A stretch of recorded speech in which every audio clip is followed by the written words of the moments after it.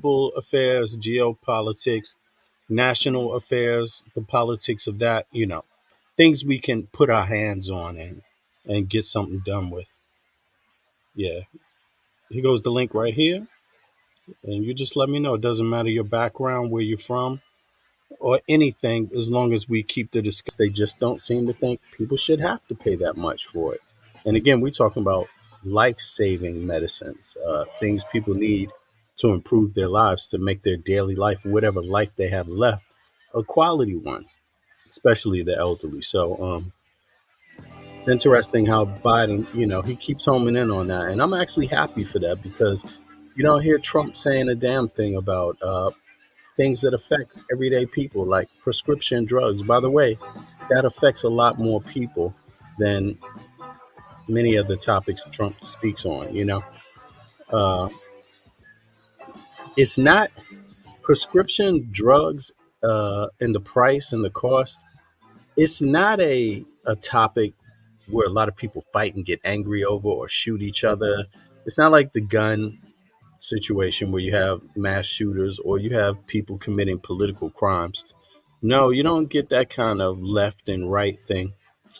In this one, you get the left talking about it a lot, and you don't get the right saying much at all. And I think the last I heard was the right said something about socialism when it's like the prices that people pay right now in the US for healthcare, it's it has nothing to do with making money. It's like they're making way more money than's even necessary versus the task and providing the service, medical care to people that actually need it. Providing that at an affordable cost has proven to be a challenge pretty much in the US alone.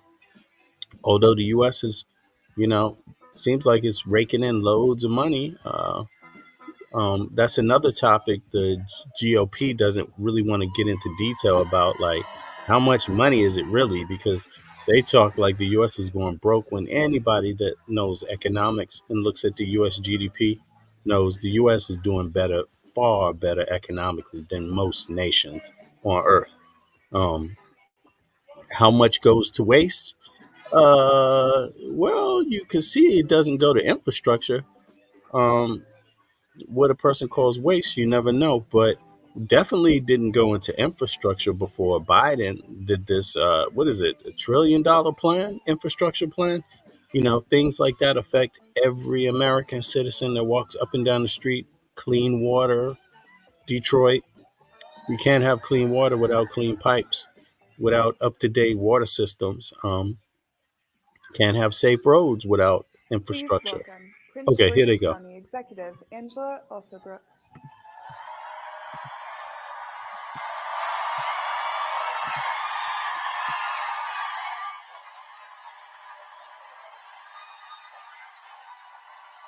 Hello.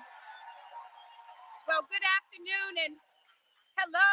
How are you all feeling today? You feeling fantastic? You look wonderful. Let me just ask you a question. How lucky are we to have Joe Biden as our president? And how incredibly proud are we to have Kamala Harris as our vice president? And I believe, and I think you'd agree with me, they have done an outstanding job. Well, I am so proud. I'm Angela Also Brooks, County Executive here in Prince George's County.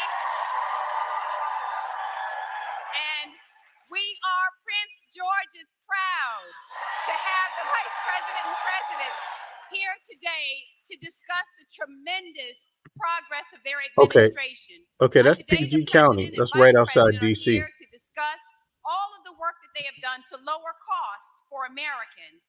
And what we know is that men and women across our community, our state, and our nation, they work so hard every single day to provide for their families. Now, some of us are students working hard in school so that we can live a better life. We know that some in our community are caregivers who are working hard to make sure that our loved ones have what they need to stay healthy. We know that there are some who show up for work, and they do so before the sun even shows up to start the day. We know that even if our lives look different, we are all doing our part. Now, no matter where we're from or what we look like, don't we all believe that we deserve to have quality food on the table? Yes. We know that our children deserve the single best education that we can provide them. Yes. We know that working people everywhere should share in America's prosperity. Now, I have to say once again, and I know that you agree, that no one believes this more and no one's done it better than President Joe Biden and Vice President Kamala Harris.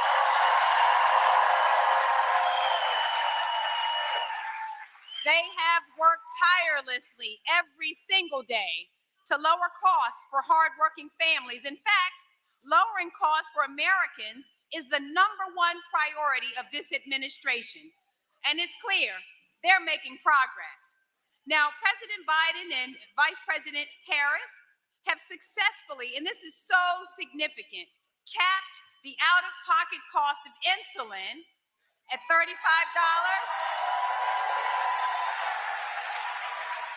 And this is a part of a bigger fight to lower the cost of prescription drugs. And you're going to hear more details about this today, but it is historic.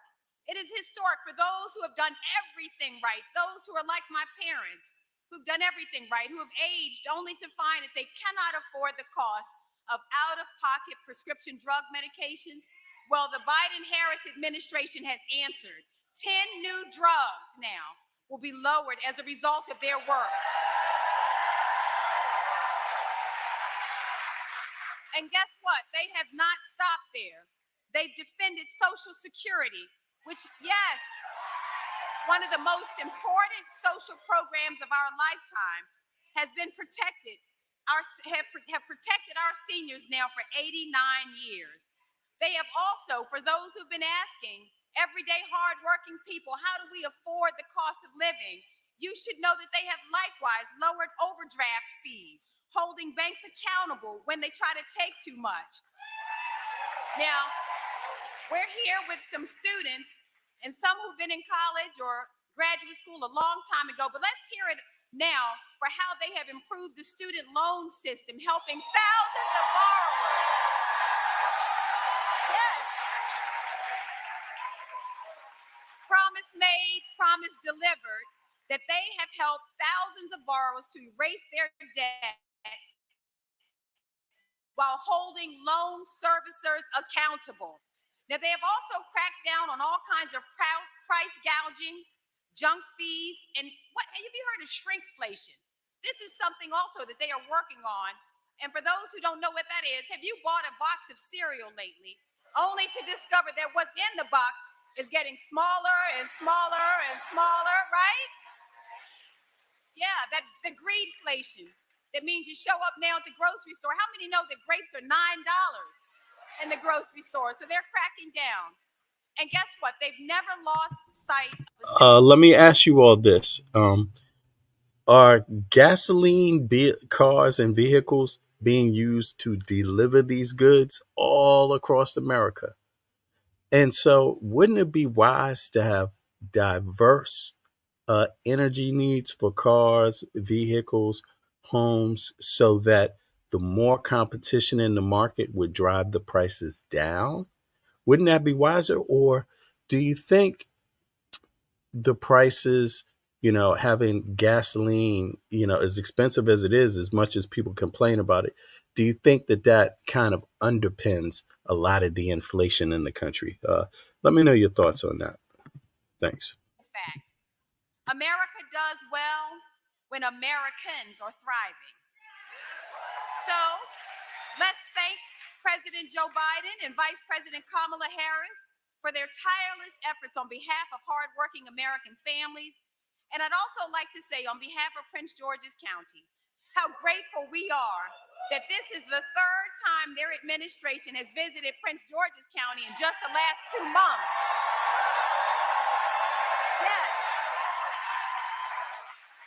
And so one more time, on their third visit here, let's welcome President Joe Biden, and Vice President Kamala Harris of Prince George's County. Thank you.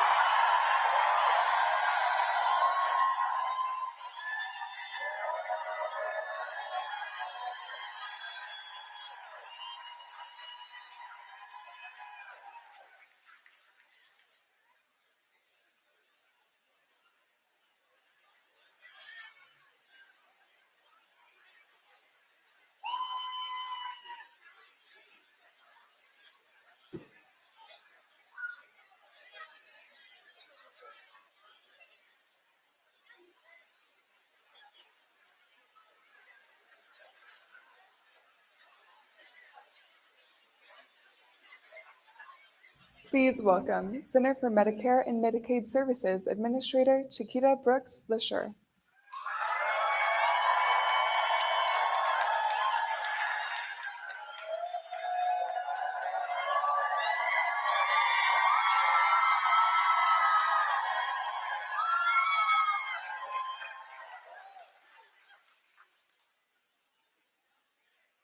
Hello, everyone.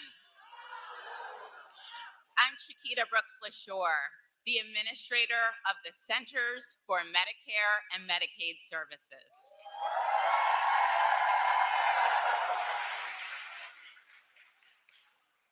Our programs cover over 160 million Americans through Medicare, Medicaid and CHIP, and Affordable Care Act coverage. President Biden and Vice President Harris are committed to making care more accessible and affordable than ever, providing high-quality health care for all Americans, no matter what they look like, where they live, or how much money they make. This administration's legacy boasts many firsts, and today's announcement represents a huge first in the history of healthcare, which is decades in the making. Because of the Biden-Harris administration's new prescription drug law, for the first time ever, CMS was able to negotiate directly with drug companies to get a better deal for Medicare.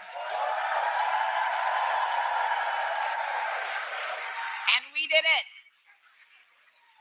We reached agreement on new prices for all 10 drugs selected for the first year of negotiation.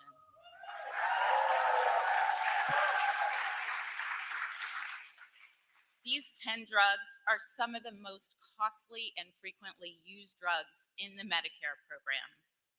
These medications treat diabetes, heart disease, rheumatoid arthritis, cancer, and more. This will save billions of dollars, not just for the government, but also directly for the seniors and people with disabilities who are on Medicare.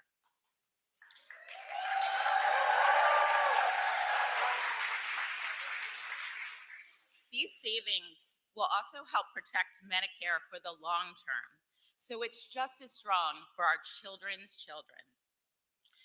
For so many, being able to afford these medications will mean the difference between debilitating illness and living full lives.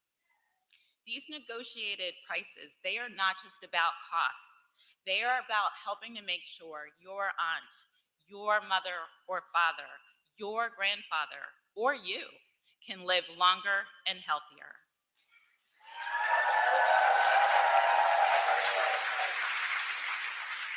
And the prescription drug law has already had an impact.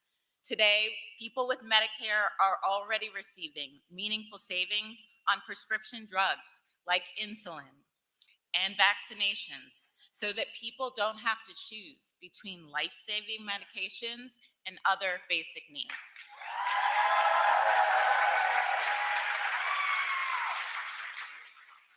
Next year, every person with Medicare prescription drug coverage will have their costs capped at $2,000.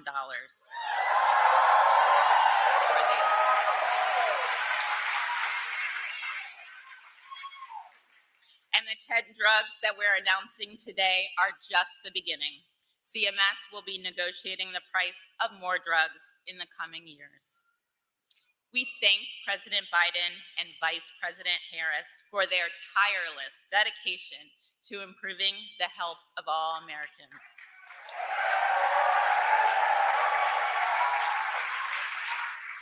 Thank you, and please enjoy the remainder of the program.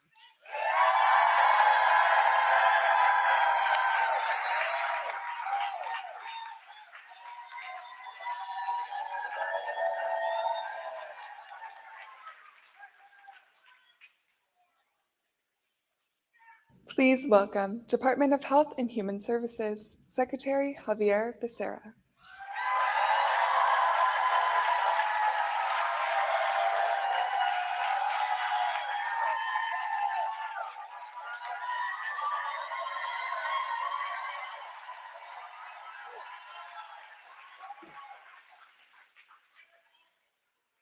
Wait a minute. I think some of you made a mistake. The Beyonce and Taylor Swift concert is about 5 miles that way. This is for the other two superstars, Joe Biden and Kamala Harris.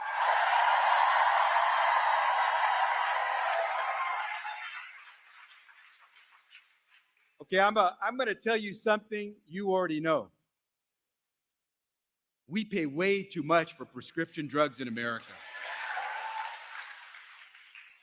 I know you've heard this story too. How many of you have that grandmother, the uncle, the neighbor who has to cut their pills in half so they can last longer, or who has to skip a dose of the medicine so they can wait till they can afford to buy the next batch of medicines that they need? That is not America. Shameful. Where you cannot take your medicine when you need it. That is shameful. And it is time to fix a broken drug pricing system.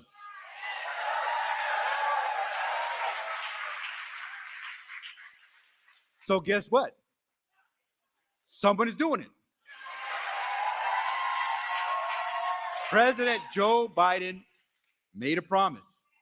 He was going to lower your costs in healthcare. He was going to make sure more of you had that insurance. And he was going to make sure your benefits were better. Well, take a look at the Inflation Reduction Act. The president delivered on his promise. Today is the proof of that. We are lowering the price of prescription drugs. And guess what? The president was dogged in getting this across the finish line. But it would not have become law unless the Vice President of the United States, Kamala Harris, had cast the tie-breaking vote to make it the law.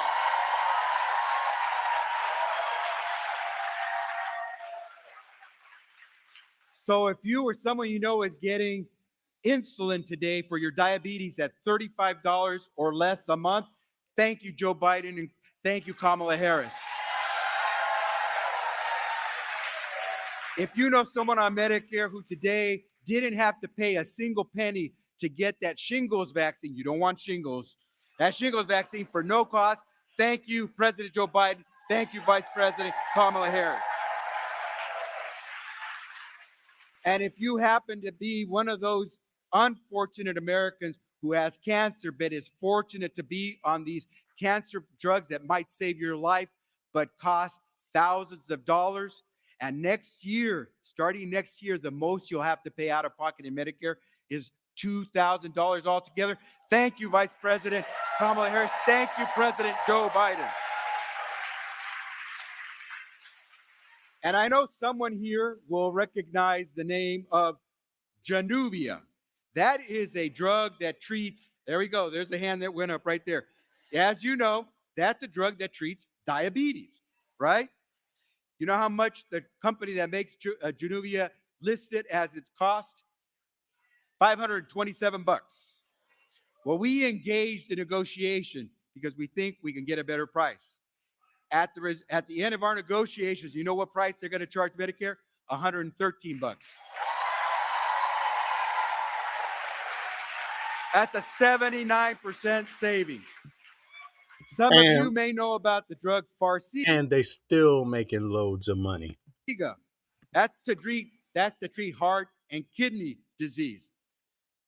The drug company that makes Farxiga charges $556 for a month's supply of that drug.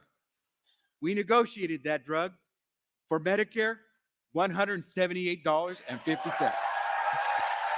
And they still making loads of money off of that. Because President Biden and Vice President Harris made the Inflation Reduction Act, which I call the President and the Vice President's lower cost prescription drug law, because they made it possible.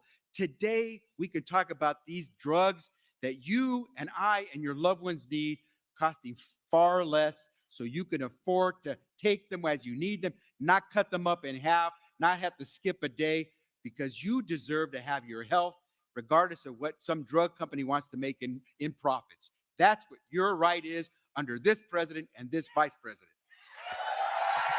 And keep in mind, y'all, the U.S. government subsidizes research. It pays. It does the hard research a lot of times and then gives the research away for free, in which these companies then come in and capitalize on. Then they get the license to produce the product, but they're not passing on the cost to the American citizen. American citizen is, in fact, through their taxes, paying the research from which a lot of these companies move on and manufacture medication and then charge exorbitant prices for. So just keep that in mind. And guess what? Guess what? Because the president wanted to do right by you and the vice president wanted to do right by you, not only are they reducing the price of those drugs, they're saving us all a ton of money, including all you taxpayers out there who don't take those drugs. Because guess what? This negotiation, just these 10 drugs, is going to save the Medicare program and taxpayers who will pay for it $6 billion 1 year. Exactly. And check this out. That is called price gouging. And that's what's been going on for a minute. That's what's causing the inflation in the U.S. It's the companies. Congress needs to take this action with a lot of essential companies so that the average citizen doesn't bear the burden for the corporations. When the corporations, they're making hand over fist more money than they've ever made in the history of the country. You see, so just ask yourself, do you know how the system works? Is the system working for you? Whose responsibility is it to make legislation that holds companies accountable? Who's responsible for that? Who's the leadership? Who's the cheerleader? Do you want a president that cheerleads that effort, that calls for Congress and the Senate to reduce prices, to find ways and measures and means to reduce prices? Because it may not always be one thing that you do. It might be a multitude of things you set into play that reduce prices. And so just think about this.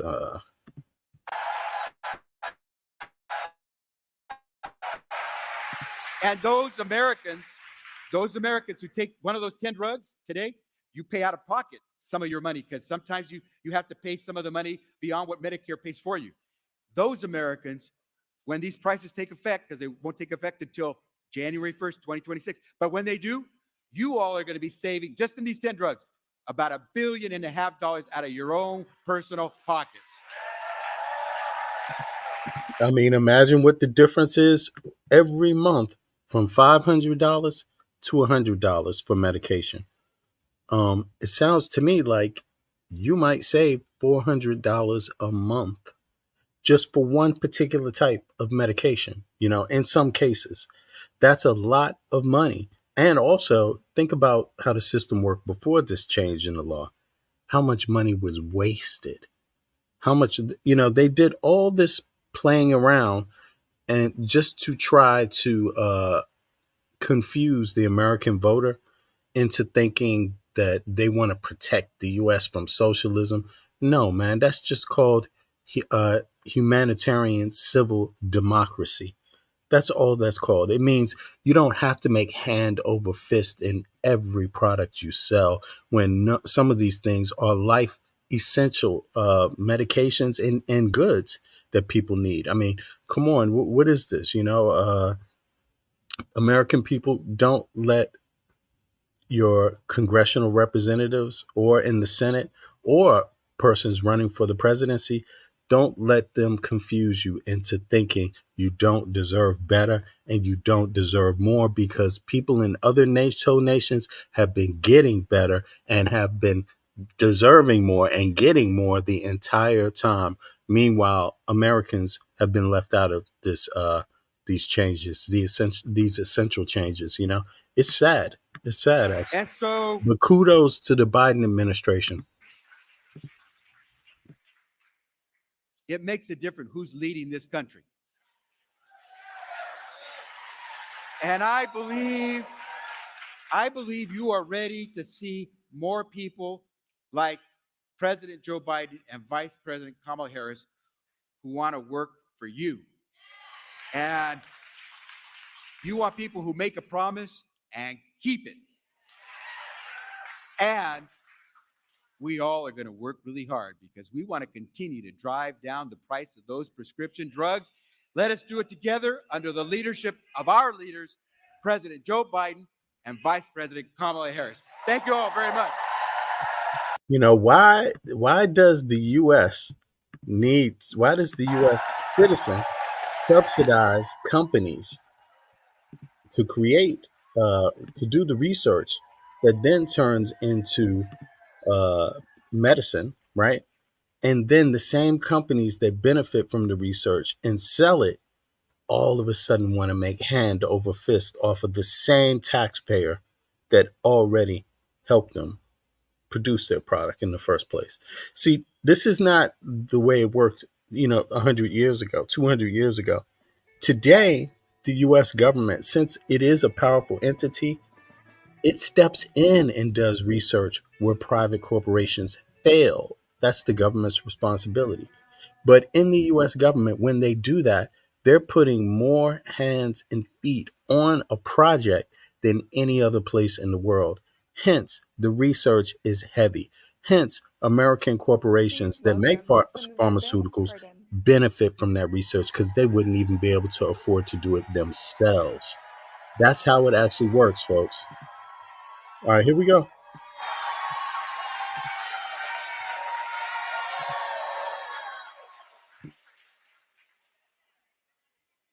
Well, hello. President Biden's in the house. Vice President Harris is in the house. Are we ready, Maryland, to say thank you to the President and Vice President? I am so honored to represent you in the United States Senate, and I bring greetings from my seatmate, Chris Van Hollen, who's worked tirelessly to reduce the cost of prescription drugs. He sends his best. He's sorry he couldn't be with us. We do have Team Maryland here. Governor Moore will be here. You heard from County Executive Alsobrooks. We're all here to say thank you. Thank you, President Biden. Thank you, Vice President Harris, for what you've done for Maryland and our nation.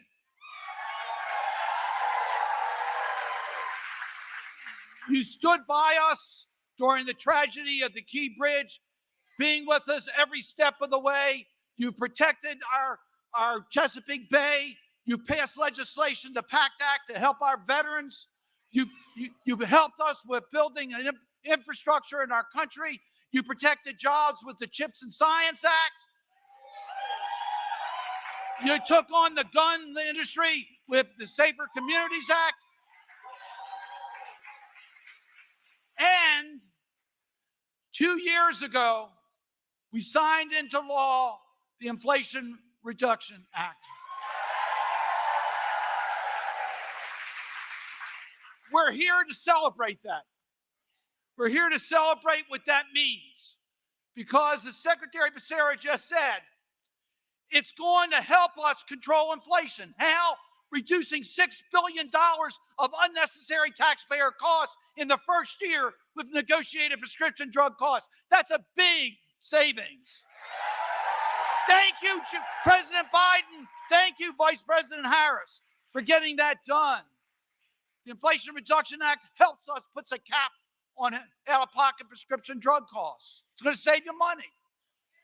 And we know the direct savings in regards to insulin at $35 a month cap, saving an average family over $500 a year. These are big savings as a result of the passage of the Inflation Reduction Act. But how did this happen? I got to take you back over 20 years ago when, with only Republican support, Big Pharma won a big victory in Congress when the legislation prohibited the government from negotiating price on prescription drugs. You hear that? Let's hear that again. Let's hear that again. Because a lot of people, younger people, not just younger people, but a lot of people listening today don't know the history as it relates to the government, Congress, Senate, the president signing things into legislation. Let's play it again because this is, in fact, your history. Legislation prohibited the act. But how did this happen? As a result of the passage of the Inflation Reduction Act. But how did this happen? I got to take you back over 20 years ago when, with only Republican support, Big Pharma won a big victory in Congress when the legislation prohibited the government from negotiating price on prescription drugs. He said with only Republican support. That was 20 years ago.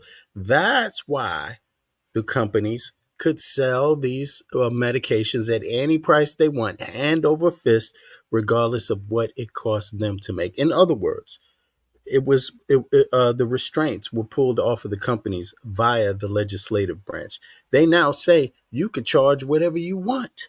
That happened 20 years ago. So that means if they spent 5 cents producing a medication that you need to take daily, they're allowed to charge you $1 every day, $2 every day for that in some cases. Yes, that's what's happened. And the United States of America, out of all Western nations, out of all NATO nations, is the one nation that never interceded until now on behalf of their own citizens and on behalf of the health of their citizens. Because keep it in mind, if your citizens aren't healthy, then what the hell are you doing? What's the government's job if your citizens aren't healthy?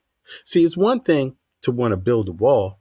It's another thing to want your citizens to be healthy while you build the wall. You see? And the Republicans essentially said, be damned with the health of the citizens. We want to build a wall that is never going to be complete because you can always climb over and crawl under, dig under a wall, by the way, in case you don't notice. But back to the medicine.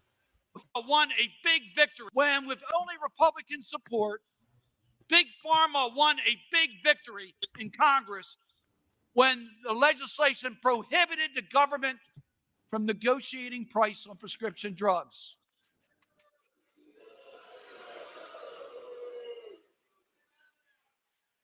Joe Biden and Kamala Harris did something about that and reversing that policy. The bill that was signed 2 years ago removed that restriction. Boom. It was passed by Pumpkin, you there? Yeah, I'm here. How you feel about this so far? Because I know you take medication, right? Some sorts of medication, right? It's good, somewhat. Mhm. You know, I've been taking the same medication for like 10, 15 years. So, but Okay. every once in a while, I get a prescription. Like I had blood clots once. I had to take blood clot medication for a year, and they wanted $371 a month. But yeah, but then it did get lower. It did get lowered to 47 a month, and even that was kind of that when you're on a fixed income, that's kind of hard. Right, but that's yeah, that is hard. And they should continue to work on that. But from 400 or 300 to $40, that's a great decrease. 47, yeah, 371 to 47 a month. That's amazing. That's amazing. Go ahead. Keep going. Yep. That was that had to be Biden and Harris. It had to be Joe Biden because that was in 2022. Right. Yeah, that's 2 years ago. That's when Yeah, they because signed the pact to I'd reduce the stopped prices taking again. it in, Right. in in June of 23. And So so yeah, Americans have been praying hand over fist to corporations providing medication when without even knowing it, they thought that that was just how much it costs, that it can't be done any other way. And guess what?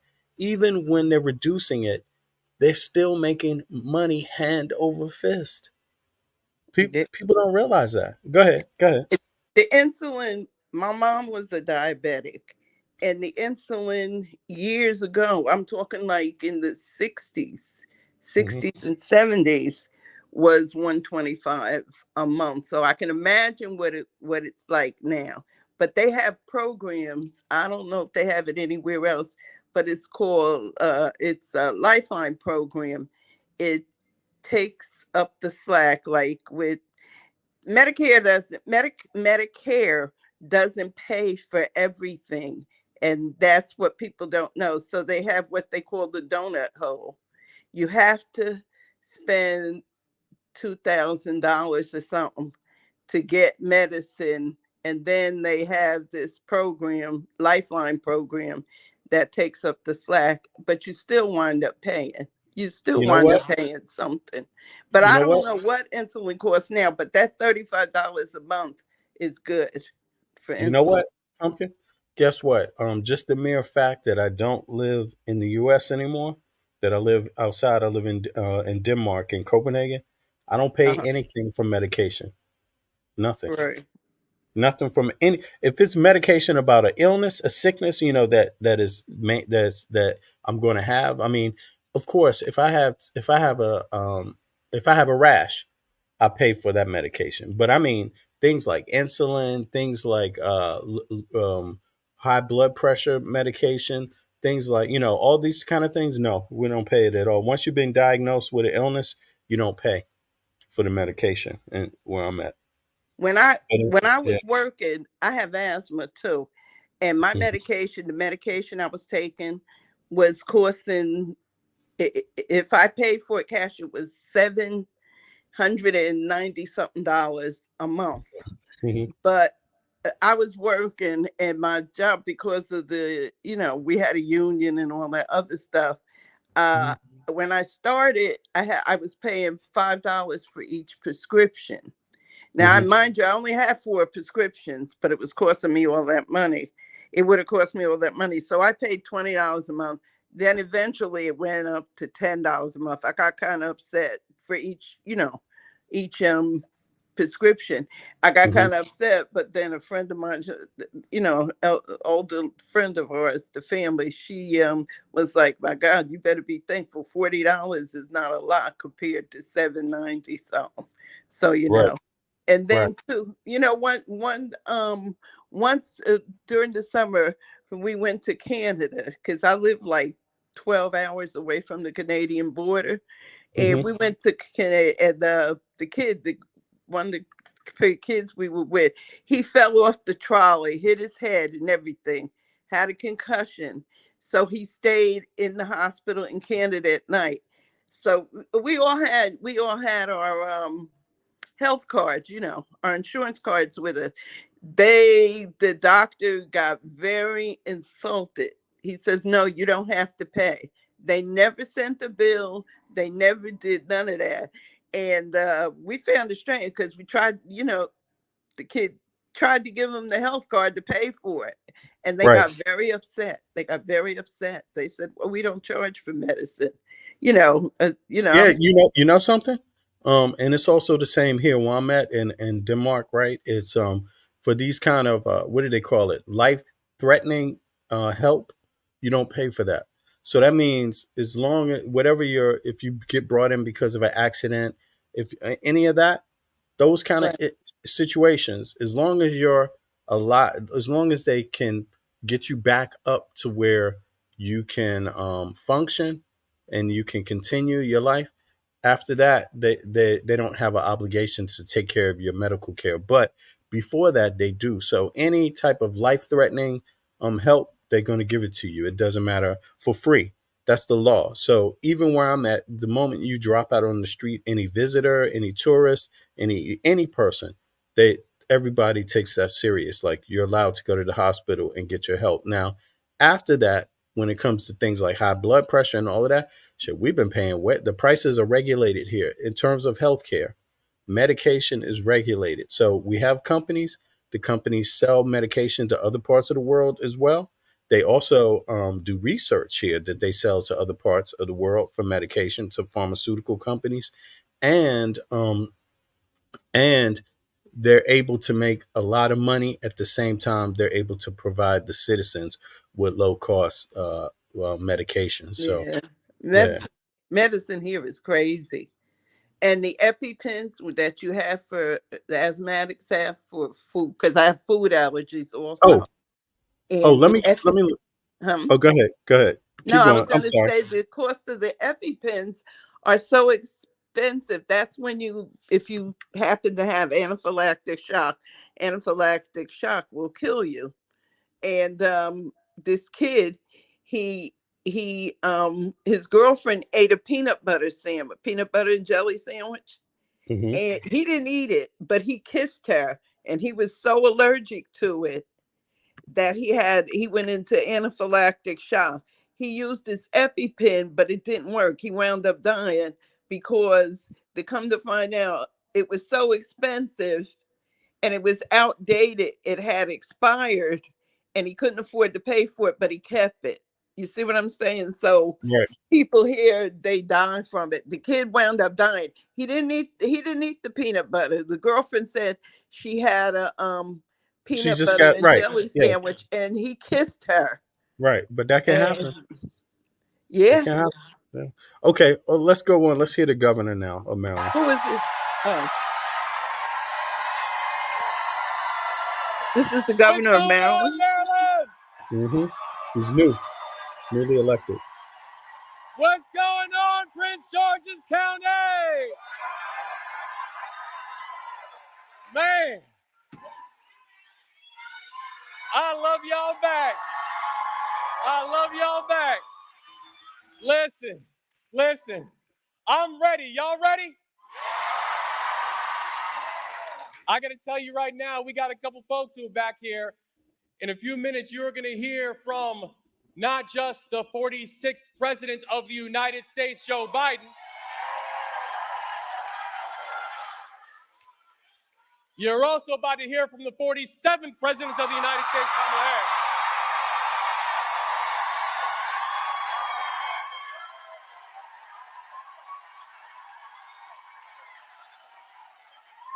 It feels good, don't it?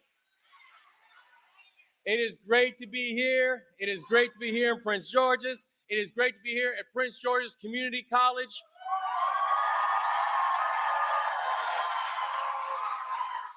We're some of the most amazing leaders in our state. This is where they are bred. This is where they are trained. And this is where they will continue to lead this state and this country. Prince George's Community College, you are amazing.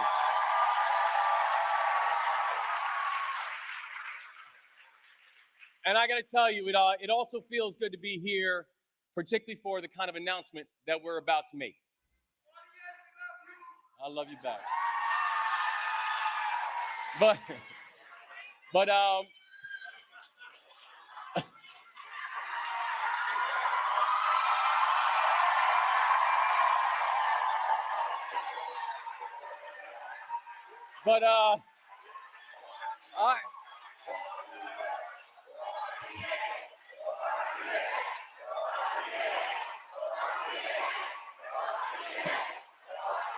God bless y'all. God bless y'all. Y'all. I love y'all. But listen. I am so, listen, y'all need to hold up because we're trying to bring the president and vice president out here, y'all. But I'm being serious. I'm being serious when I say how important it is to be here, particularly for the kind of announcement that we're about to make. Because as we've seen, elections have consequences. And the reason that we are about to hear the kind of announcements and the kind of work that have happened is because 4 years ago, we elected Joe Biden and Kamala Harris to be the leaders of our country.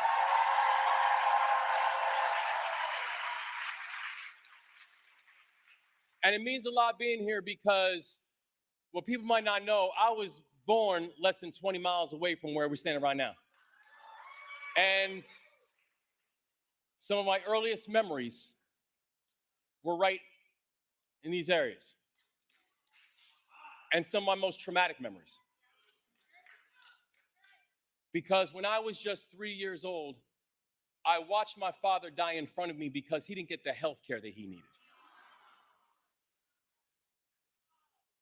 I don't come from a family that's used to making policies.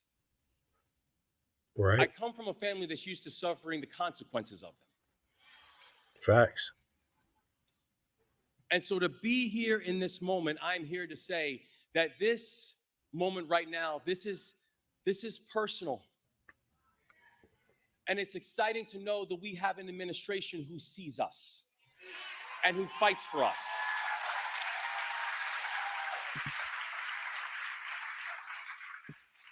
Because my father had a rare but a treatable virus. But when he went to the hospital, his clothes were disheveled and his face was unshaven. And when my mother showed up at the hospital, they asked my mother questions like, is your husband prone to exaggeration? What? And he was released from the hospital with the instructions to go home and get some rest. And hours after they released him, he died in front of me. So understanding that we have an obligation to make sure that our healthcare system never overlooks any of us.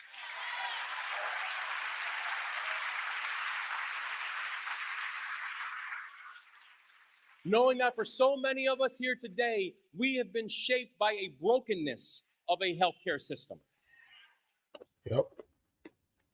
That we know that we had fundamental work to do because in many cases, the issues that we are discussing, these are not academic. We do not need white papers to explain it because we have grown up in it. Mm-hmm.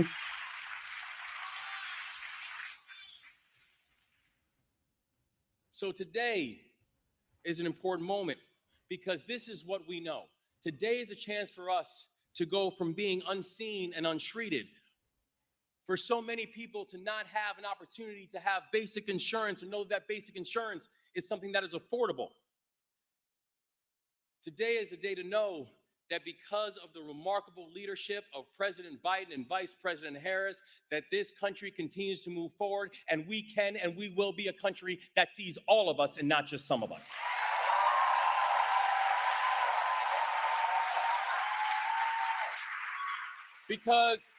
Because what this administration is doing, this administration is saying, we are not just going to pave over the cracks, we're going to fix the infrastructure. This is an administration that has both protected our basic rights and made sure that our basic rights are affordable. And that's what today is all about. That today we join in partnership to announce new efforts to make prescription drugs more affordable through the Inflation Reduction Act, with this administration got done.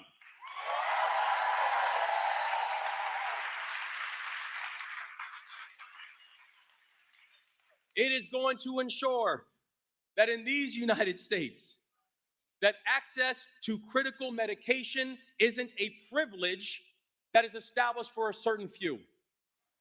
That access to quality education is not something that we use miserly in this country.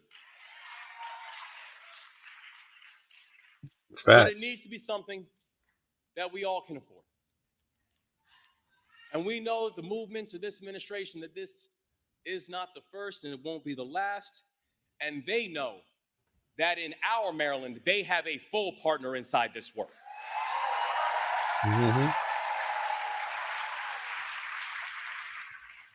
That Maryland is going to continue to be a full partner with this administration to protect, to defend, and to strengthen the basic rights that we cherish. That in our Maryland, we are working to lower drug costs through our first in the nation Prescription Drug Affordability Board that in our Maryland, we are protecting critical investments. All right, I'm sorry, y'all. I got to fast forward because I started late. Kamala is out now, so let's peep Kamala and then we can work our way back.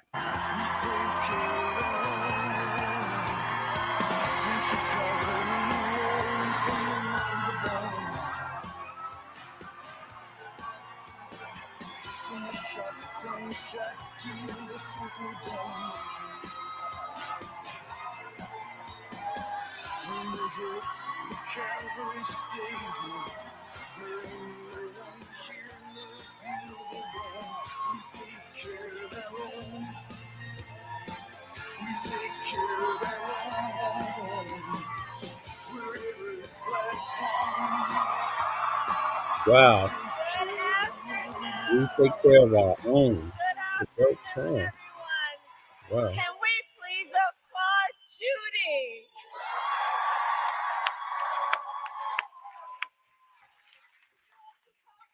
I love you back.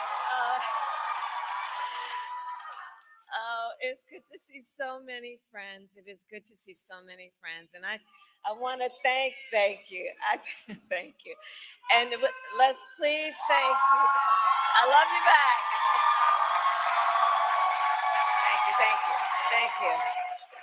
Thank you. And I know we all thank Judy for sharing her story. I think we all know it takes a very special person who has dedicated over 40 years of their life to do the work that Judy has done as a nurse, that work being what? To care about other people in a way that is about lifting them up and caring about their well-being. So Judy, we thank you so very much for being here today.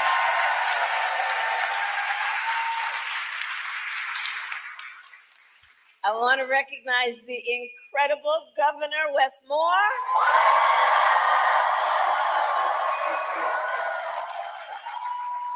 Who's here with Don and their son. And Wes, I'm so thankful to you for all that you do in service to our nation in so many different ways, and your friendship, but in particular, to share such a personal story as you have. And I know it takes a lot out of you to share that story, but to do it in a way that is about lifting up other people and helping, hopefully, others who are not in this room, understanding how real people are impacted every day about this issue and by this issue. Thank you. I want to recognize the people of our administration, including Secretary Becerra, who is here. The bold administrator, Brooks LaSure, who is here. My dear friend and former colleague, Senator Ben Cardin. Representative Barragan, the chair of the Congressional Hispanic Caucus. And Representative Mfume for all of your years of leadership. And I want to recognize your next United States Senator, Angela Also Brooks.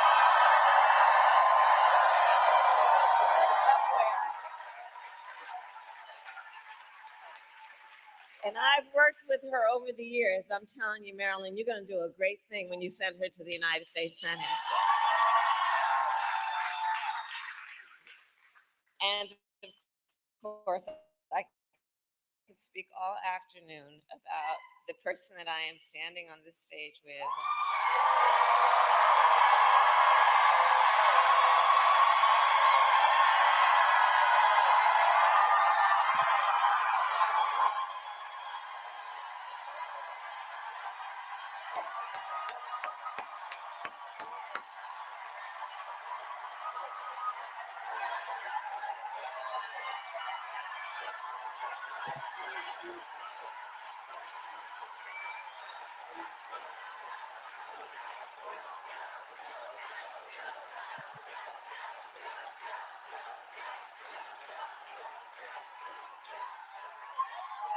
Our extraordinary President Joe Biden.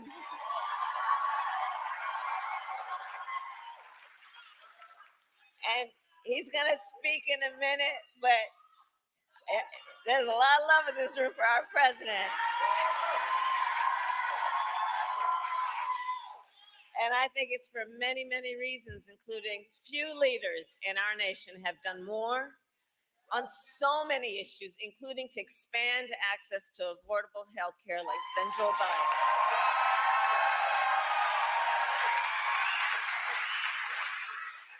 And today we take the next step, thank you, Joe, forward in our fight.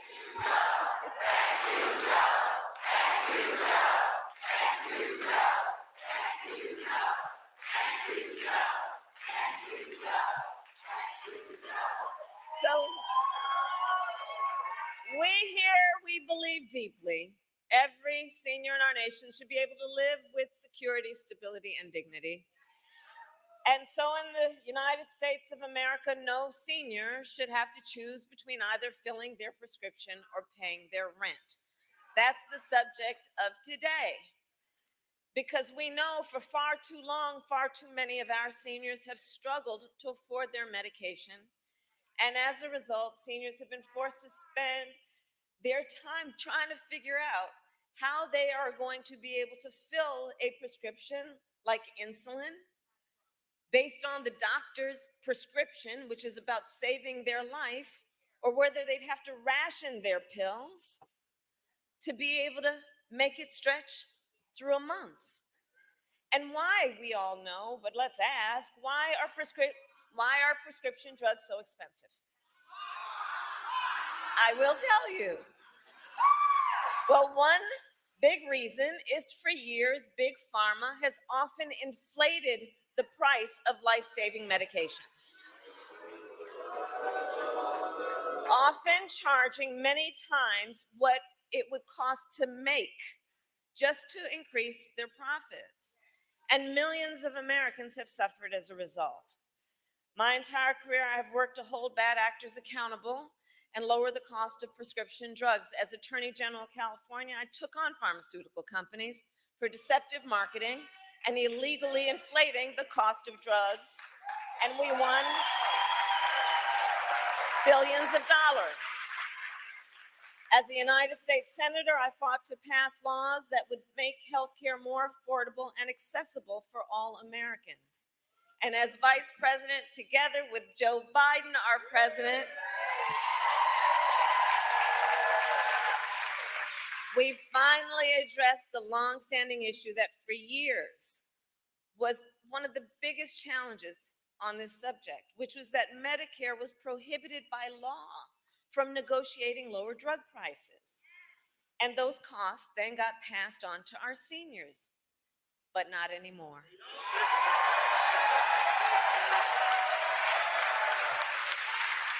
2 years ago, we gave Medicare the power to negotiate lower prescription drug prices for the first time in history. And here is why that matters. It is nearly impossible for a patient to negotiate lower prices by themselves. Just think about that. Somebody who needs the medication, who may be suffering from a serious illness, that they would by themselves be able to negotiate against a big drug company to lower that prices is virtually impossible. It's one person against a huge corporation. But Medicare represents more than 65 million people. And so Medicare has collective bargaining power. And now Medicare can use that power to go toe-to-toe with Big Pharma and negotiate lower drug prices.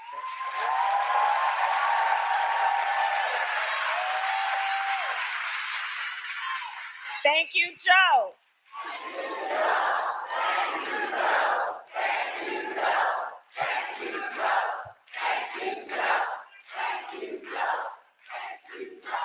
And this is to the benefit of not only tens of millions of people on Medicare, but also millions of Americans on Medicare who have long-term disabilities.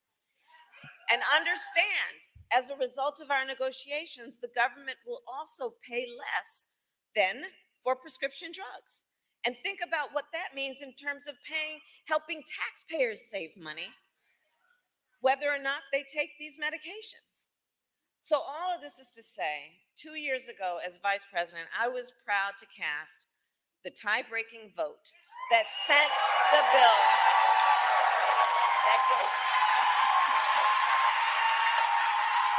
that gave Medicare the power to negotiate and let it get to the president's desk. And I was proud when our president, Joe Biden, signed that bill into law.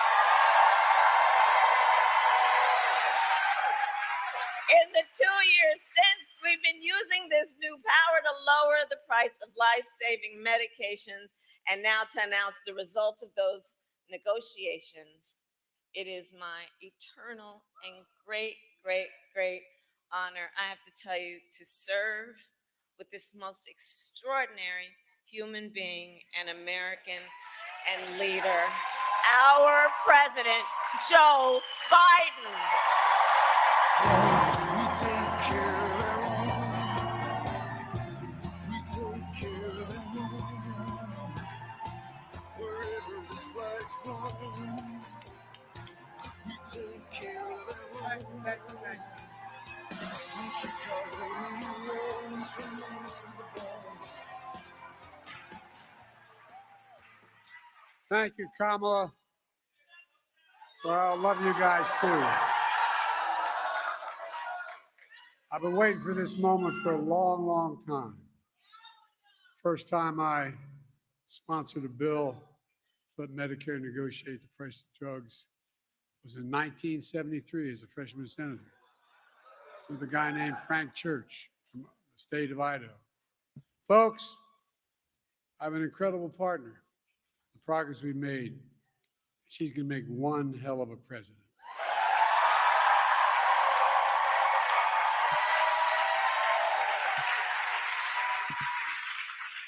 And Judy, thank you for sharing your story. It's a really one for far too many Americans. People like my dad used to lay in bed at night when they lost his insurance as the company he worked for, staring at the ceiling, literally. And you've all experienced, you know, people have experiences, wondering what in God's name happened if my wife gets breast cancer, or if I get sick, or my children get seriously ill. What happens? What in God's name? How can we pay for the drugs, prescription drugs? I'm serious. These are the discussions. You know it. Do we have enough insurance? Can we afford the medical bills? We'll have to sell the house to get a second mortgage. There are discussions that took place in my house and your house. Kamala and I both get it. We know it isn't just about health care. It's about your dignity. No, it's about your dignity. It's about peace of mind. It's about security. It's about taking care of your family. It's about giving folks just a little bit more breathing room. That's all. Look, I believe that health care should be a right, not a privilege in America. And Kamala and I are here today to make a major announcement on our efforts to lower the extraordinary high prescription drug prices. Before I do, I want to thank Governor Wes Moore, members of Congress. I served in the Senate for 270 years. I know I only look 40, but I'm a little bit older. The longest time I was too damn young because I was only about 29 when I got elected. Now I'm too damn old. But I'll tell you one thing in between. One of the finest, most decent men I've ever worked with. When I think of integrity, is Ben Cardin. Stand up, Ben. Stand up. I really mean it. I measure the people I work with by their integrity. He does what he says and says what he does. Look, folks, also, Nanette Barragan, for the longest time, she tried to pretend with me she was Irish, her name Barragan. She's a great friend, and she's one of the great leaders in this country for the Hispanic community. Congressman Fume, where are you? Stand up, man.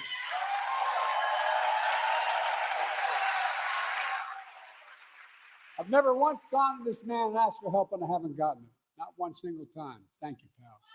Thank you. And your soon-to-be senator.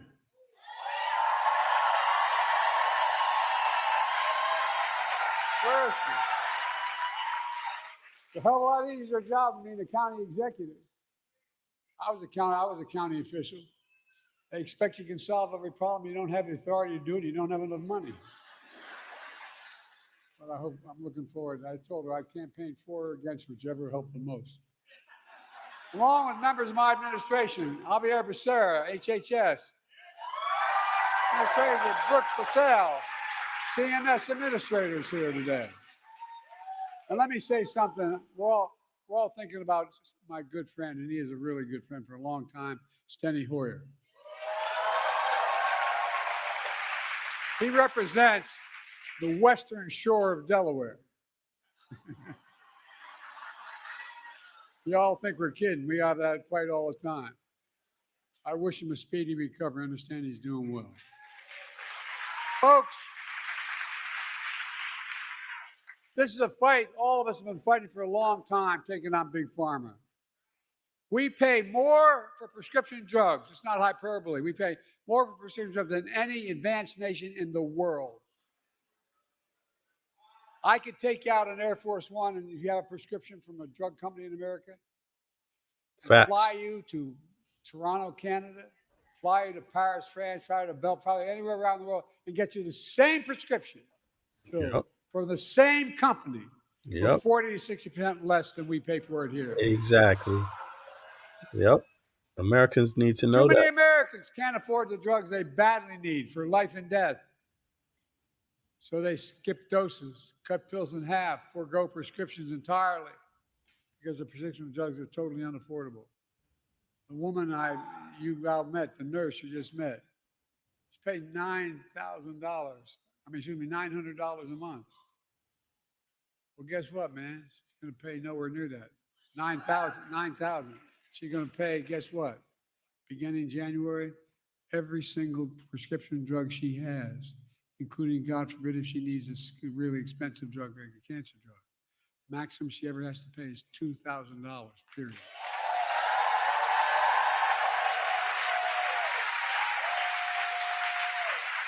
That's why from the time I was in the Senate, I worked tirelessly to give Medicare the power to negotiate lower drug prices, just like the Department of Veterans Affairs. In fact, I was reminded by staff today, one of the first major bills I worked on was in 1973. I co-sponsored legislation led by Senator Frank Church that let Medicare negotiate the cost of drugs. 1973, this fight's been going on. You know, the VA pays, as they should, 50% less than Medicare because VA can negotiate the prices. But for years, Big Pharma blocked Medicare from negotiating lower drug prices. The consequence, they're able to maintain the exorbitant price increases and the profits are uncalled for. Look, but this time we finally beat Big Pharma.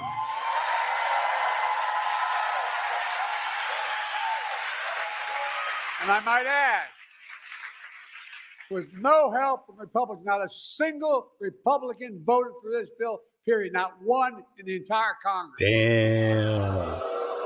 Wow. Now, the reason I say that is not to make a political point about them, if they have gotten their lesson, but guess what?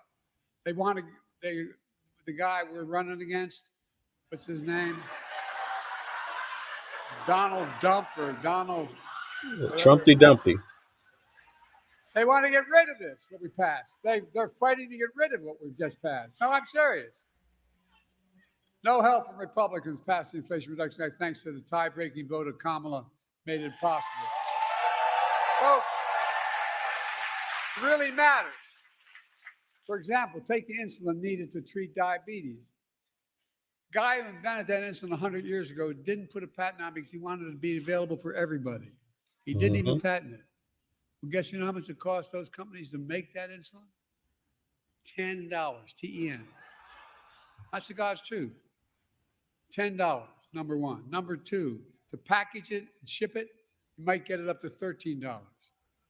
But they were charging up to $400 a month for it. Crazy. But now they can't charge more than $35 a month. There you go.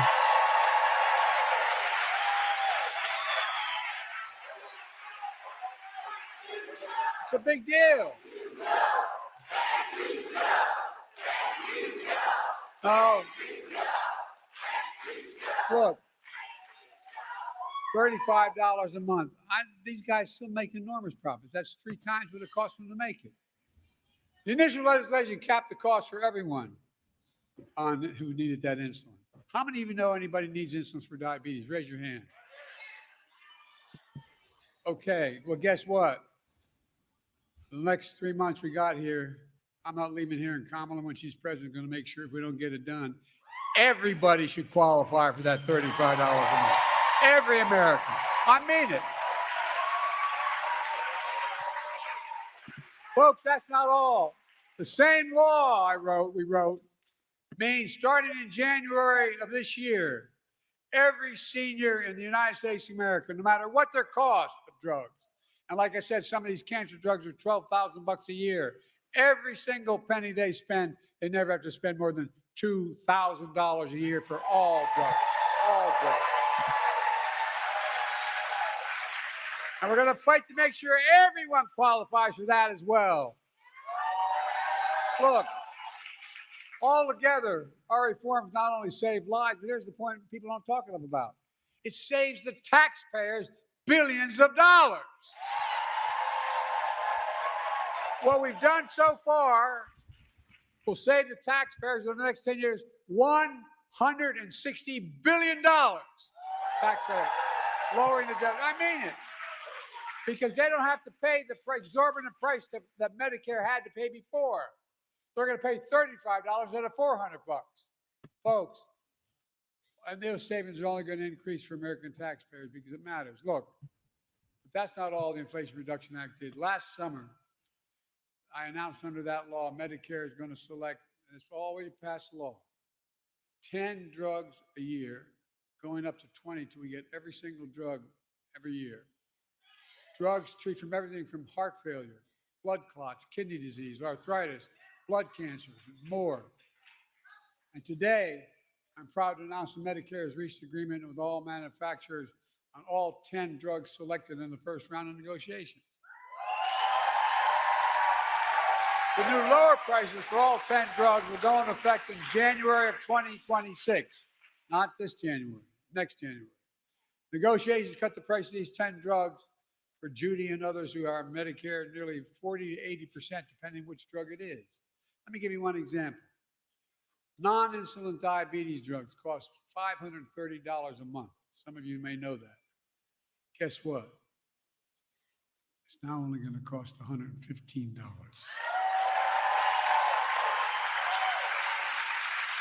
By the way, these new prices on 10 drugs will cumulatively mean $1.5 billion less out of pocket for patients to the drug companies. Lower copays for many of the 9 million seniors who take these drugs. That's not all. We're also saving the American taxpayer because of the new changes, $6 billion a year, because Medicare won't have to pay out that much. Imagine that, $6 billion a year. But we can do that for child care and health care and so much more. We're just getting started. Under the law I signed, Medicare can negotiate lower prices for another 15 drugs next year, 15 the following, and 20 after that till every drug is covered. That's the law, now. This is another really big deal. It means that Americans can save more money on from life-saving medications they need and deserve. And bring peace of mind. It's hard to explain. Kamala and I are going to keep fighting to lower the prescription drug costs for everyone, not just seniors. It's a fight that we have to continue. Folks, but guess what? Surprise, surprise. Big Pharma doesn't want this to happen at all. The pharmaceutical industry last year spent $400 million lobbying the Congress to stop this. $400 million. Worked pretty well. They didn't get one Republican voting against them. They all voted for him. Republican allies stuck with them. And the ability of the federal government to negotiate lower drug prices was tried to be stopped. So Kamala and all of us in this room, we're going to keep standing up for Big Pharma. I fought too damn hard to yield now.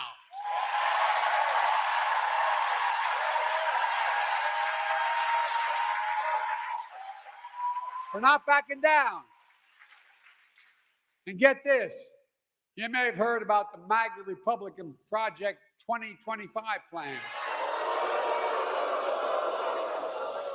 They want to repeal Medicare's power to negotiate drug prices. Let Big Pharma back to charging whatever they want. Let me tell you what our Project 2025 is.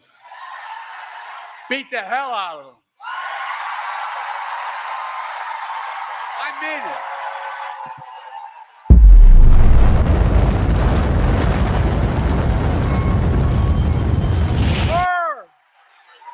In January 25, total prescription drugs costs will be capped at $2,000, no matter how expensive they are. And some are expensive as $12 a year, $12,000 a month, I should say. Kamala Harris and Democrats in Congress will make sure that $2,000 cap covers everyone, not just seniors as well.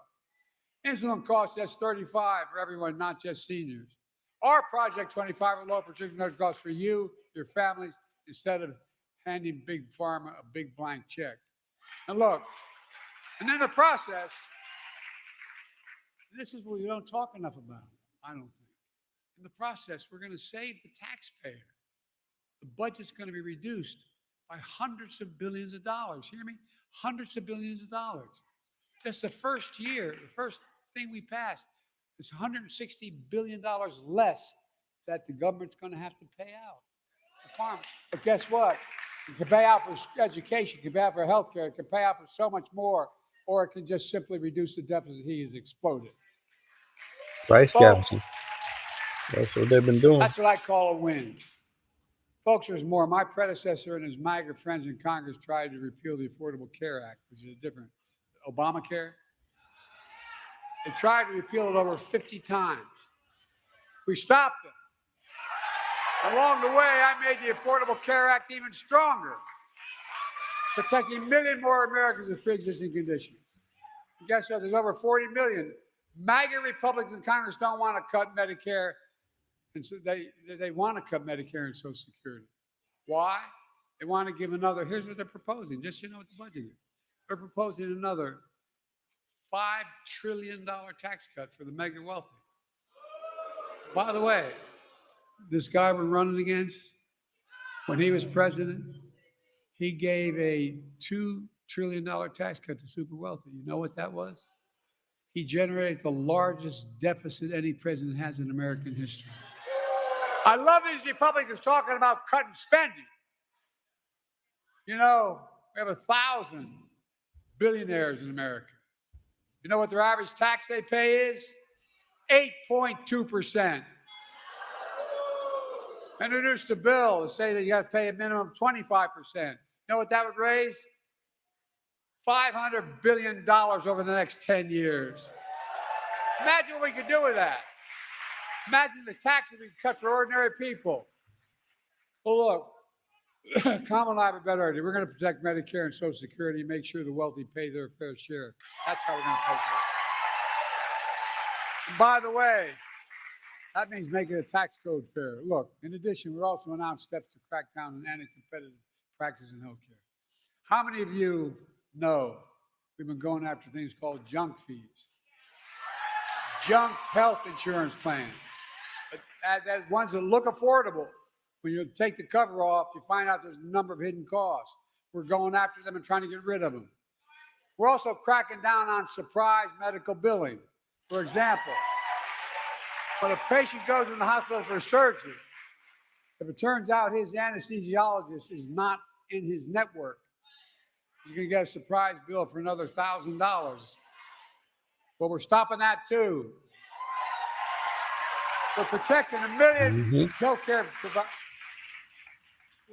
We're protecting 1 million Americans every month from unexpected medical bills. We're working to ban the use of medical debt on credit reporting. Years ago, I had 2 craniotomies because I had aneurysm. My bill, if I didn't have insurance, was in the hundreds of thousands of dollars. Well, guess what? It matters. It matters whether or not, if I didn't have insurance the rest of my life, I couldn't do anything. I wouldn't be able to buy anything, wouldn't be able to have a credit, wouldn't be able to. Now we're going to get rid of healthcare costs being on you have to still owe it, but you don't have to get your credit doesn't affect You hear that, Pumpkin? You was just saying that in the chat. Look, I'm a capitalist. I have no problem with companies making What money. did you say? I didn't But hear not you. by price gouging seniors and working families. I grew up in a family where my dad used to say, Joey, a job's about a lot more than a paycheck. It's about your dignity. It's about respect. And I really mean this. This is what he would say. My dad was a well-read guy. Never got a chance to go to college. He talked about what we needed to do for ordinary working, hardworking people. We changed the whole way we look at the economy. Used to be this idea of trickle-down economics. Even Democrats accepted it. Some Democratic presidents accepted it. That if you're wealthy, makes a lot of money, it'll trickle down to the rest of us. Well, I didn't notice a single penny trickle down to my dad's kitchen table. But guess what now? We measure everything the following way. We build from the middle out and the bottom up, and if they do well, everybody does well. Not a joke. And any money I get to spend as president, I spend it on being made in America by Americans. Americans don't like being played for suckers. We believe we should be patient, but there should be reasonable profits, not unreasonable. Look, let me close with this. It's all about healthcare. It's about lowering costs for families. It's about fairness and security. It's about the dignity for people like Judy and millions of Americans all across the country. That's exactly what we're doing. There's more we can do for everyone. We can't give up. They told me every major piece of legislation we passed to give us the strongest economy in history and the strongest economy in the world. We got more to do for working people. By the way, everybody does better when there's more unions.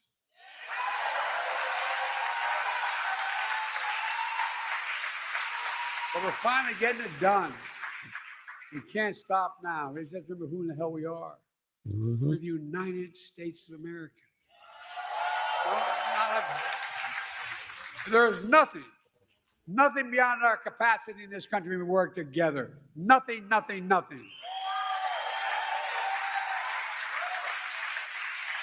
tell you what, I thank God that in the last 3 months I'm President of the United States, I was able to finally get done what I tried to get done when I was a young senator at 30 years old. Yeah. Thank you, God. Thank you. God bless you all, and may God protect our troops. Thank you. Okay. Wow. That was a good speech. That was a good speech. I actually learned a lot. You know, there's some contrast between him and Trump. There's a lot of contrast, obviously. And you know, one of the things is Biden, when he's speaking, he speaks shorter. Trump speaks longer. But Biden gets more things done in his shorter speech. You know, he touches on more details. He's more informative. It's a more comprehensive engagement. You get something from his speech. And, you know, the other thing that I liked about his speech here is that, you know, on a just man to man level, I could tell that he really believes in what he's saying and what he is doing, you know, and you know, so I like that. It kind of appeals to me. I think he's a real people person, and I think he comes off like the type of person that if you met him, you would probably, you know, walk away with the same type of understanding, like that he cares about what he's doing and cares about people in general. You know, now Kamala's speech. You know, it's actually interesting. Her speech was very interesting as well. In terms of the style, let me bring this back a little bit. As a matter of fact, in terms of the style, she's obviously different because she's a woman, and so that brings a different. But also, I think she smiled more. Biden smiled a lot though too. It's not, you know, I'm not trying to say he doesn't, but but I think maybe just the difference in how they speak. Biden, you could tell Biden's a real fighter. Kamala Harris, she's a real fighter too, but she just articulates it a little differently. Let me go back to a little bit of her speech. Let's see here. Who's here with Don and their son? Oh, by the way, anybody, if you want to hop up on the panel, just hop up. The link is here. It's in the top of the chat. Feel free to come up and express yourself. I'm going to be here for a second, just checking out a few things. And Wes, I'm so thankful to you for all. Okay, now that was the other thing. It was interesting seeing, because in this picture, she's the vice president. Biden is the president. So, her speech was going to be different. It's not about her. It's not about her administration. It's about the Biden administration right now. And and there's a difference in leadership. The bottom line is Biden is the president. He's still getting things done right now. And Kamala Harris is the vice president. And she fulfills another role, But we've been seeing her speaking for the last week or two as the next president. And she's been coming off like that a lot. So it's been really interesting to see the difference in style. I like her swag. Kamala seems very, very confident. Joe Biden, he seems very confident, but in a different kind of way, like confidence that comes with wisdom. And Kamala, she seems confident, like she's a person that knows how to get this done, like in your face, communicator. She can meet with you, and she's comfortable and confident in the fact that she would probably get you on her side if you were face to face with her.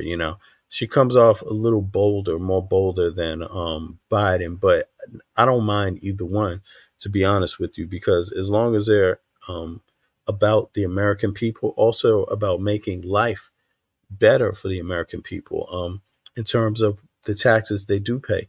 As they pointed out in their speeches, and prescription medicine is just one of the things.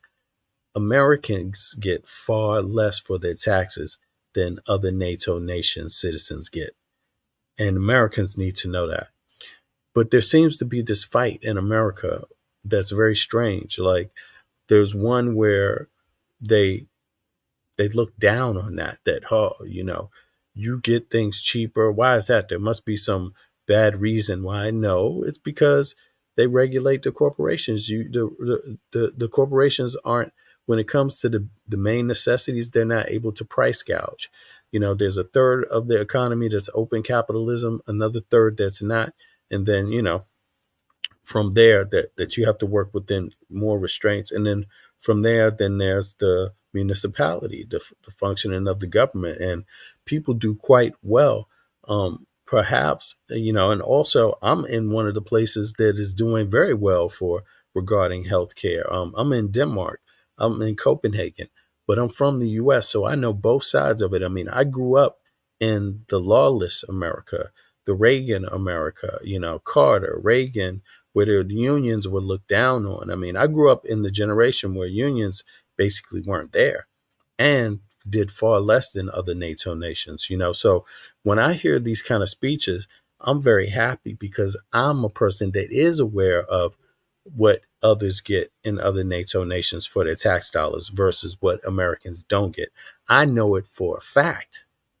I've experienced both. So I think, it's good that Americans get a hold of that and start understanding that the government does have a role in providing excellent health care, excellent prescription medicine at excellent prices, good, affordable prices. Also, more than that, though, too. Yeah, but I like the speeches. I'm so proud of this moment. I think this is going to be a historical moment. I don't think a lot of it hits people the same way, or may not hit everybody as fast. But this also reminds me of like a lot of the things that Martin Luther King was advocating for, just things that basic everybody should want. Everyone should want these things. This shouldn't be a point of contention. Affordable medicine should not be a point of contention. It should not be the reasoning behind a civil war. Everybody should agree with that. You see what I mean? And I think the U.S. politics right now has gotten so divisive. Yeah, and I'm saying the right has gotten very divisive. It's hard to say the left is divisive because the left is inclusion. How can inclusion be divisive? you know, the left has a broad constituency, very broad, from a lot of different backgrounds, a lot of different situations. So how they talk about governance is in a way that you could say relates to more people. Yeah, exactly. They really get into the details when you're talking about everyday people and the policies. The Democrats, they do that. They're a well-run party. Let me see here. But yo, Pumpkin, you there? You want what do you think about this? I'm gonna flip the script. I wanna just go into like open panel mode, ask people what they want to hear, and I might go into one other topic. But you want to say anything about this? What about what today? Biden, what you were just saying? Yeah, yeah, exactly. Yeah, Yeah. today. Oh, wait a minute. I'm sorry. Yeah, the Democratic policies have always been different, but I'm talking. I said, I think if Biden himself had came out and the Democratic Party had came out and stopped worried about his age and put out what he has done, because even though he's going to be a one-term president, he's done a hell of a lot, like you say, historical things that he's did. And if he really had the backing of the House and everything, he would have been, done it. And the price of medicine, he's brought it down. Inflation, I read where inflation is going down. They're fighting price gouging, and everything. So they are much better, but people were so fixated, like you say, on things that make no sense on his age. Age brings wisdom.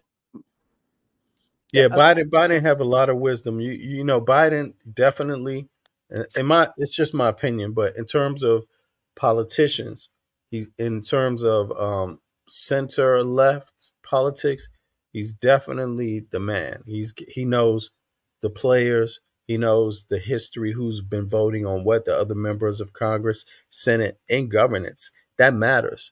When you're dealing with policy, so he knows how to move and shake because he knows that history. He can relate and communicate with all the congressmen, all the senators, because of his experience.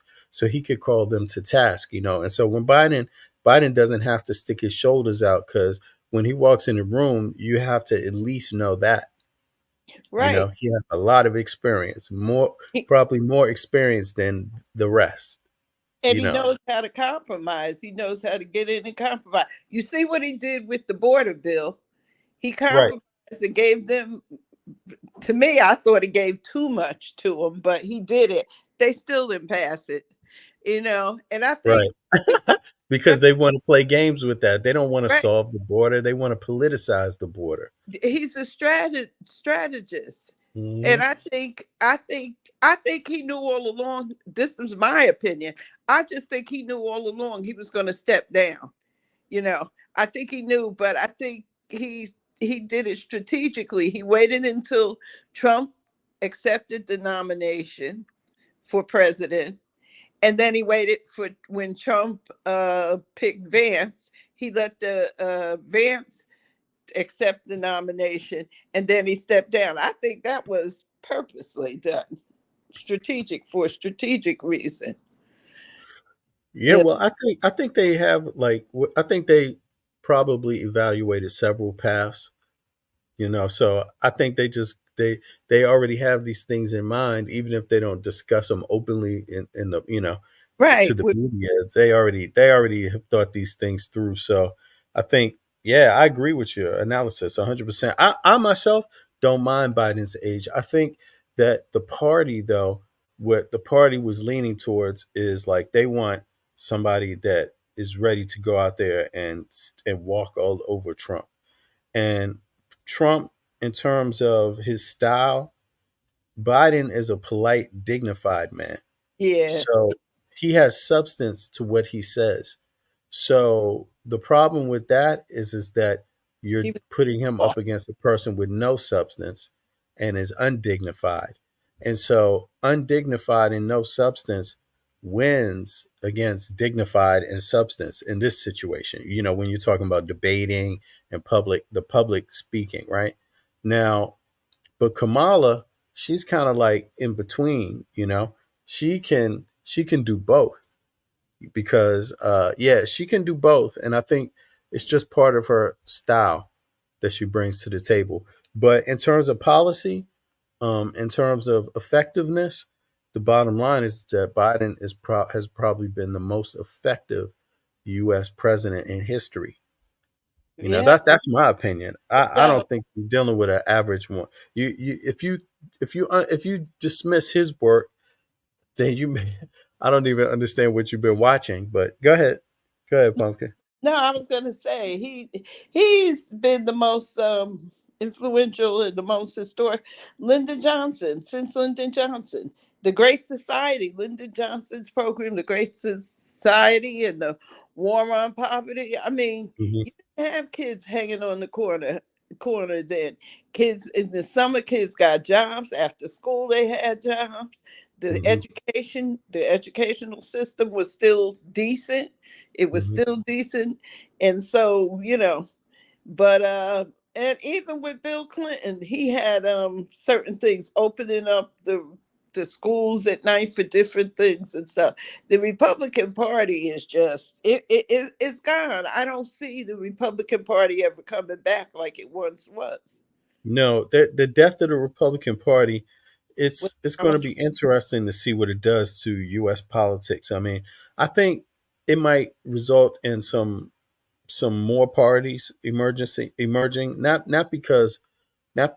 I think the MAGA stuff is on its last leg. It's like it's finishing itself now. You know, they just need a little more time. But I think once you get rid of the MAGA element out of U.S. politics, then you will begin to see more parties and more agreement on basic things, you know, because it will take more, you know, collective bargaining to get the basic things when there's more parties. You see what I mean? So it's just indicative of itself in a sense. But when you have a two-party system, the problem with that is it can become, even if one party is right, it can still become polarized because by the nature of you only have two parties. But I grew up under the two-party system and it wasn't bad. It wasn't like this. Even with the Republicans, it Mm. wasn't like this. They would compromise. I'll give you this if you give me that. That type of Well, thing. I think they Like, compromised, but if you look at it, it's true. I see that point, but when you look at the basics, healthcare, they didn't have that taken care of. Infrastructure, they didn't have that taken care of, but right? healthcare back then was Hmm. not it. I remember when I graduated from school. At that time, I think high school. I think they I forget the age. They took you off of like your father's I insurance. mean, pumpkin. I'm sorry. What I Okay. to say is every I had my own private my father paid for my own private insurance because I was in school. He paid for it. Every 4 months he only paid $125. Now Okay. they want $500 a month All to get right. the same exact insurance policy. And they had a policy where if your child was a student, they would pay for everything. So I don't know. I don't know about healthcare. But I I'm health just I'm just saying. I'm just talking about the two-party thing. Like when you have, in terms of the policy, I get the policy part of it, but just having two parties, in a sense, don't you think that creates some sort of issue in terms of like freedom of speech, or maybe all sides coming out getting an equal chance at coming forth. Like, to me, it seems like the two-party system is flawed because you only have two opportunities: I didn't before. Republican one, the Democrat one. And I, if you don't go through their party system, through their leadership, through their way that they organize, right? If you don't go through the structure the way they laid it out, then you don't go far in that party, right? I Because they didn't. have a hierarchy, But don't you think that's a problem? I don't mean just the Democratic Party, but the Republican Party too. I mean, I didn't don't you think. think that I didn't support? think so before. But Okay. now I do. Now I see the need for a third party. But I thought the independents were the third. The Yeah, but independents. there's just not enough of them. I think that, I mean, it's a good idea. They're growing, and I think that's great. And I think you even got room for another party too. But I think, but it's still not strong enough yet. It's still not strong enough in the year. But it's good though, because independents can be a swing vote. They are in They this are. election. They are. In this election, they're a swing vote. Yeah. So, I'm not saying it's that bad. It just seems like, I just mean in terms of Republican and Democratic, like Biden just said, not one Republican voted for this bill that he signed into law, the healthcare. I mean, the medical, Right. what is it? Medicine. Right. But So not one Republican signed that. You see, so it's very partisan. That's I, all I mean. But I became a Democrat because my family was Democrat because they came under. They were Democrats and they came they came in the 1920s. They came under Herbert Hoover, and my grandmother could not stand the man. She couldn't stand the man. He died and whatever else. And I think if she could have seen him, I believe she might have killed him herself if she could have got to him. But right. yeah, but I know a lot of Herbert black Hoover. people like that. So I when I turned of age, I was in a Democratic household. I didn't know anything else to do but be a Democrat and to be part of a union and to support unions because my dad was a union worker. He was I forget what it was. He told me it was a long time ago. I wasn't even born, but Welder. he unionized. He helped unionize. He said people fought it. He was telling me how people fought it, but he said he liked it how because he used to work from sun up to sundown. He was telling me how they had to work from sun up to sundown, and he liked the idea of going to work, working 8 hours, and coming home at night. He Yeah, liked it's better than 12 hours a day. 12 hours a day, and he said it was 6 days a week. And All he right. loved the labor laws. My father really, and he wasn't a college educated man, but he loved the unions. He loved unions. He liked it, he said, because it gave you, he said he liked not having to work 12 hours a day and having the weekends off and holidays off and all of that stuff. So I grew up with that, but now I'm seeing that's not working.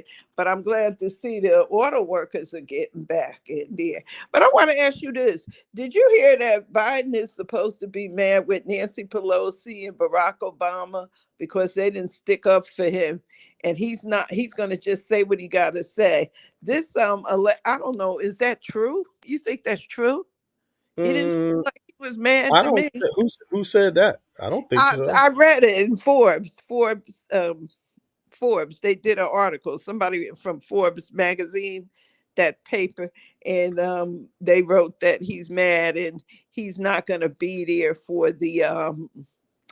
He's going to do a speech, but he's not going to be there when Kamala Harris gives her acceptance speech. Do you think he is? He didn't seem mad to me.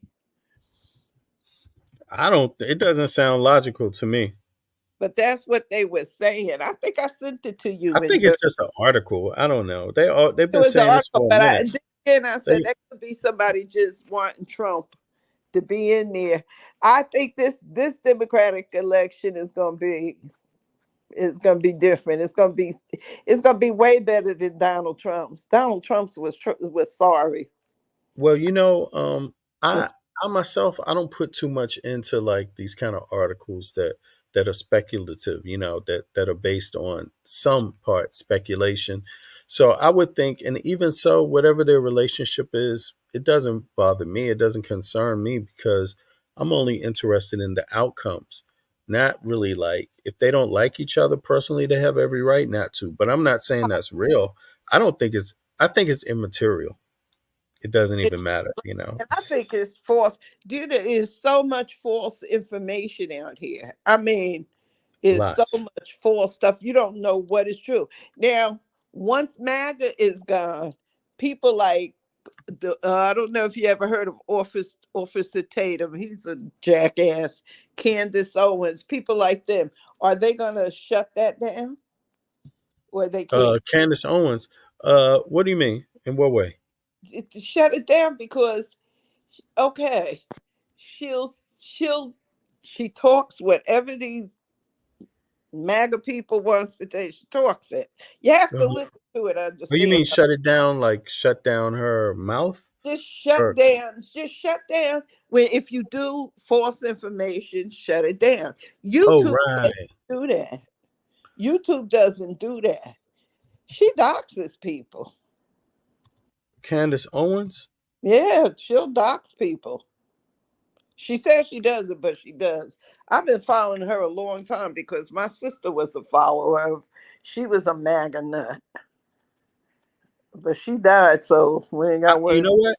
I never listened. I mean, I never listened to, or maybe occasionally I might, but overall, I think people like Candace Owens, I've listened to her before, they always interpret the facts in some kind of silly conspiratorial thing. Like, I put it to you this way.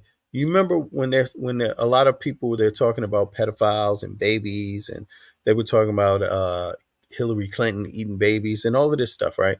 Well, the And problem is that a lot of these people that where the real conspiracies are, it turns out to be like the people that they support the most. I mean, look at Trump.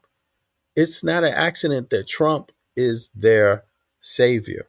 They've been supporting a person like Trump who is immoral, unethical, you know. He's just the living personification of uncouth. That's what Trump is. And a lot of these individuals, you know, they seem so what's the word that they call it? Just illiterate. They say no, illiterate. no, but they're high and mighty. Like they feel better. They feel like they're more pure. They're Puritans, but they support a person like Donald Trump. You see what I mean? Yeah, yeah. Like it makes no sense whatsoever. It's crazy. You still hold on? Where you at, Pumpkin? How come I don't see you on the screen? You there? Okay, there you go. Now I got you back. It's like you don't see me. I'm still here. I can see you. Okay. So I don't even follow her because after a while, it's like I don't I think I follow think her. I think they have biased intentions, like Candace Owens. It's She's always all it is for her is money. yeah. She'll say what, and that term Blexit, that foundation she claims she started, she didn't do it. She stole it from a lady. She copyrighted the name, the lady Patrice Cullors. She didn't have the money to pay for the copyright, and Hmm. she took it and she copyrighted it, Hmm. and she stole it from her. But she does like okay, George Floyd done. That's the stuff I'm talking about. She said that George Floyd was a criminal. She even did a thing. She tried to sell it to Netflix, but I don't think Netflix bought it. It was saying that George Floyd was a drug addict. He was high on fentanyl. That's not what the medical examiner said.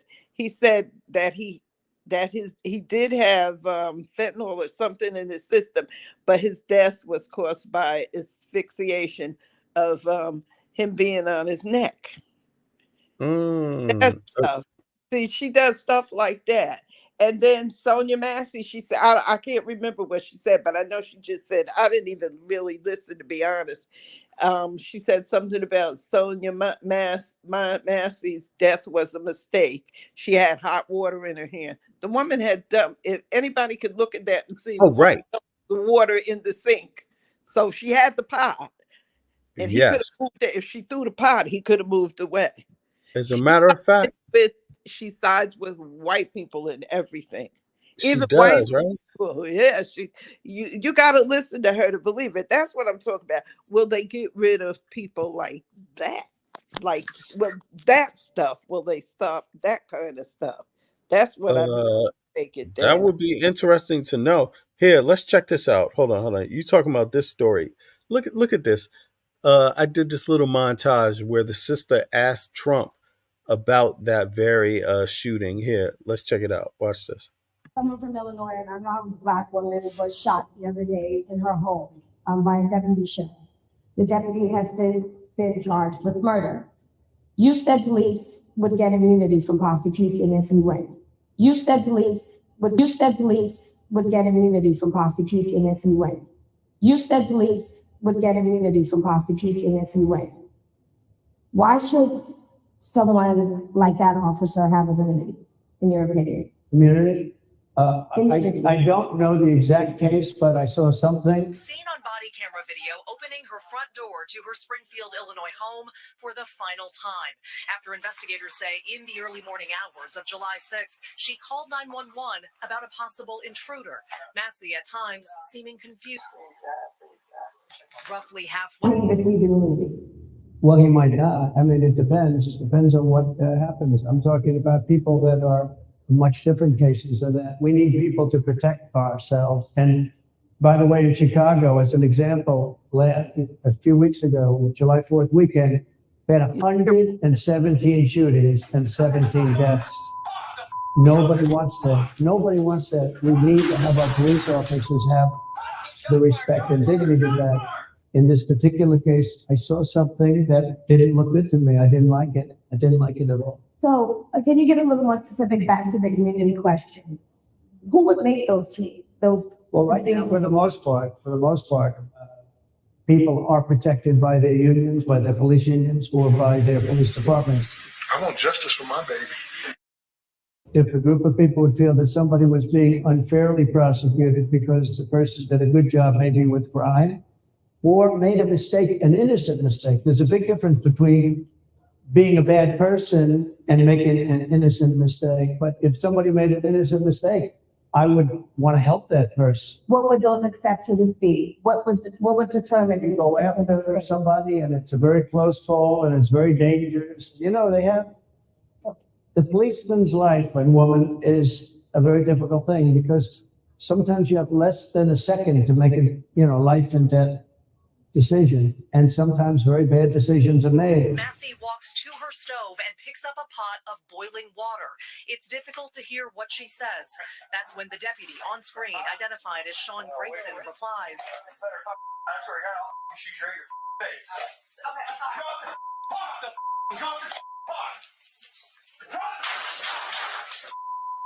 Shots fired! Shots fired! Officials later saying Massey, a mother of two, was shot in the head. Let's talk about George Floyd. You said George Floyd's death was a terrible thing. Terrible. Why are African Americans still dying at the hands of law enforcement in this country? And so are white people. So are white people. What a terrible question to ask. So are white people. More white people, by the way. Yeah. Now check this out. If you notice when he talked about the sister here, Sonia, right? What's her name again? Sonia Massey. Sonia Massey, right? Listen to how he describes the event. He's saying that, if it was just like a mistake, it was a split-second mistake, then he would want to help the officer.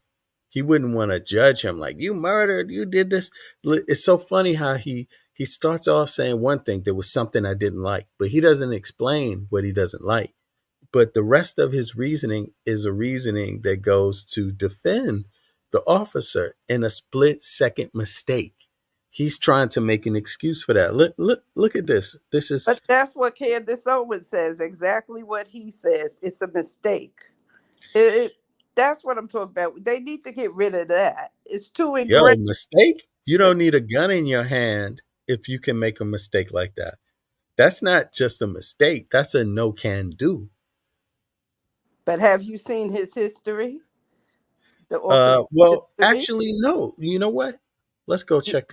Go ahead. Check his history out. His history is horrible. He never should have been hired in the first place, in my opinion.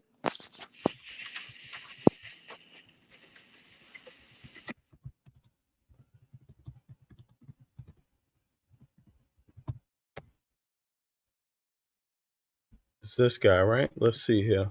Records show the former deputy who shot Sonia Massey worked for multiple departments in the state of Illinois in just a handful of years. Senior investigative reporter Paula Vassan delves into how law enforcement officers in the state of Illinois are tracked. Paula. Well, legal experts tell us the state of Illinois has something Missouri does not have, a way to search for police officers to check their work history. It shows former sheriff's deputy Sean Grayson worked for 6 different agencies in the state of Illinois in just 4 years.